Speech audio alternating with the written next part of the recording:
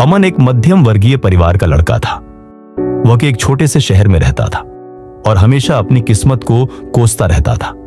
उसे लगता था कि भगवान ने उसके साथ अन्याय किया है। न कोई बड़ा घर, न महंगी गाड़ियां, न कोई खास सुविधा।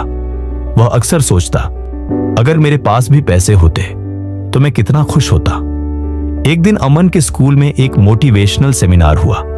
वहां एक सफल उद्योगपति आए जिन्होंने अपनी कहानी सुनाई, कैसे उन्होंने गरीबी में जन्म लिया, संघर्ष किया और आज वो लाखों लोगों को नौकरी दे रहे हैं। उनकी बातों में एक बात बार बार दोहराई गई, जो है पहले उसकी कद्र करना सीखो, तभी तुम्हें और मिलेगा। अमन को यह बात थोड़ी अजीब लगी, लेकिन उसके मन में कहीं ना कहीं यह बात बैठ गई।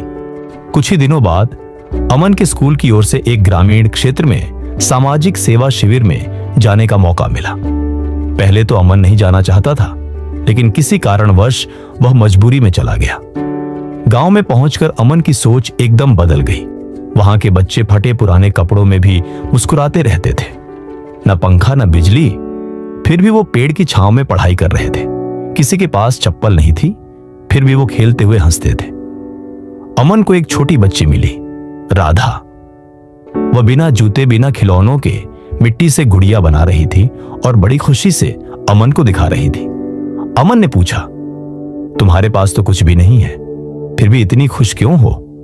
राधा मुस्कुराते हुए बोली, भगवान ने 2 हाथ, 2 पैर, आंखें और परिवार दिया है, इतने से ज्यादा और क्या चाहिए?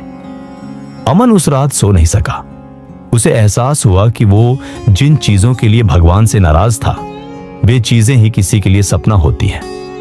उसने पहली बार भगवान को धन्यवाद दिया, छोटे से घर, परिवार, स्कूल और उस जिंदगी के लिए जिसमें जरूरतें भले कम थीं, पर सभी पूरी हो रही थी। शिविर खत्म हुआ और अमन शहर लौट आया, लेकिन अब वो पहले जैसा नहीं था। अब वो हर दिन भगवान का शुक्रिया अदा करता। उसने शिकायतें बंद कर दी और अपने जीवन को एक नई दृष्टि से देखना शुरू कर दिया। कुछ महीनों में उसकी आदतें बदल गईं। वह हर सुबह उठकर अपने माता पिता के पैर छूता, छोटे छोटे पलों में खुशी ढूंढता और दूसरों की मदद करता। उसके जीवन में अब स्थायी शांति और संतोष था। एक दिन उसके पापा ने कहा, अमन, पहले तू हमेशा नाराज सा रहता था, लेकिन अब तू मुस्कुराता रहता है, क्या बात है? अमन मुस्कुराया और बोला, पापा, अब मैं हर दिन के लिए भगवान का धन्यवाद करता हूं, जो है वो भी बहुत है।